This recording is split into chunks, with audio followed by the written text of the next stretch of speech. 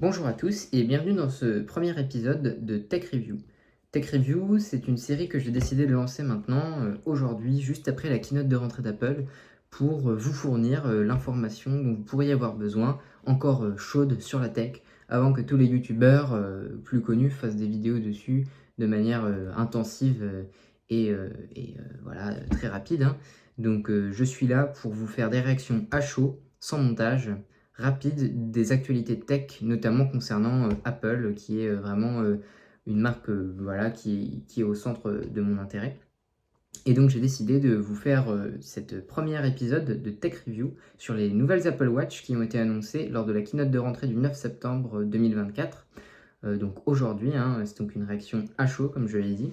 Donc le premier épisode porte sur les Apple Watch parce que je n'ai pas encore pu regarder la suite de la keynote.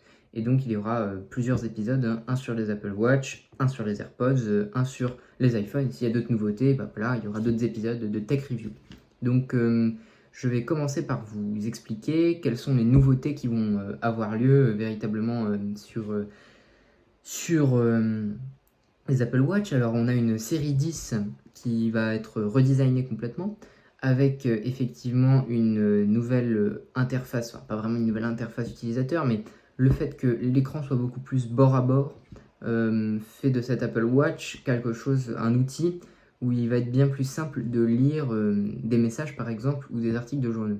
Alors effectivement c'est un redesign qui peut paraître un peu léger, mais il n'est pas seul, hein, il est accompagné d'une baisse de la masse de l'Apple Watch de 40%, qui est permise par définition en titane, comme étaient finis les iPhone 15 Pro et 15 Pro Max de l'année dernière. Alors, c'est sûrement une Apple Watch qui va être performante.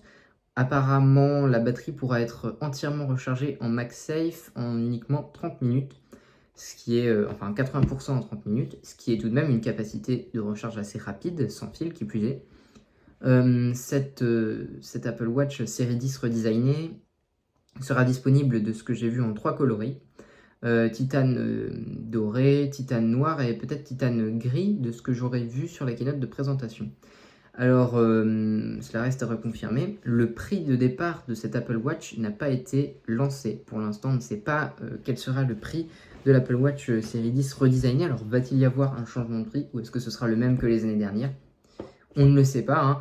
On ne serait pas finalement étonné de voir une petite fourberie de la part d'Apple sur les prix, puisque c'est quelque chose qui est pratiqué habituellement dans la marque à la pomme.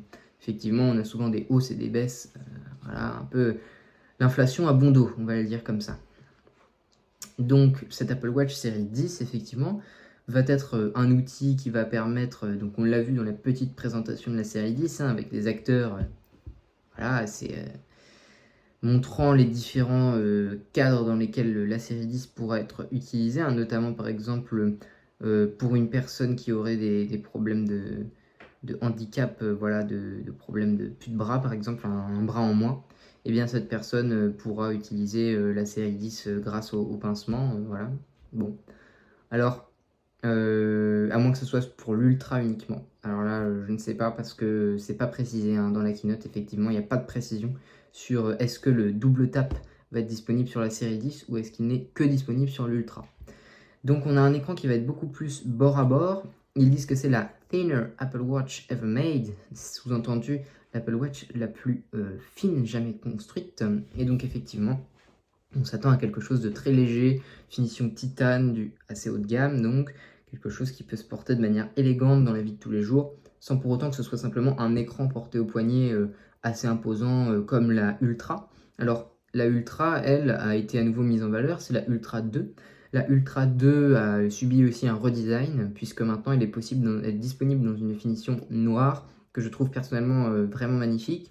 Donc c'est un noir de ce que j'ai vu sur la keynote, qui est assez, pas mat, mais au contraire qui est un noir métallisé, plutôt un peu brillant, avec ses finitions orange pour le bouton action, qui reste du plus bel effet, très élégant. Alors, on aurait pu s'attendre à un peu plus de nouveautés sur l'Apple Watch Ultra, effectivement.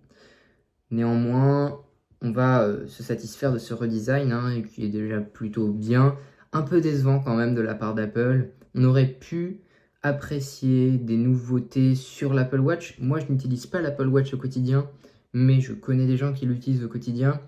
Et vous, si vous utilisez l'Apple Watch, vous aurez sûrement des idées de fonctionnalités qu'Apple pourrait implémenter sans problème dans l'Apple Watch pour la rendre encore plus efficace.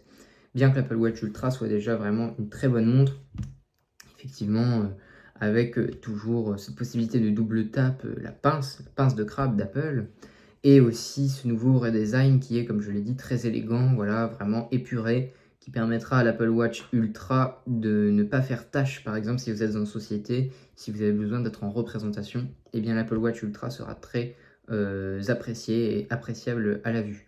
Elle ne sera pas agressive comme une montre finalement uniquement de sport. Alors celle-ci, on a le prix, elle sera disponible aux États-Unis à partir de 799 $, donc en France probablement autour des 900 €, peut-être 1000, je ne sais pas.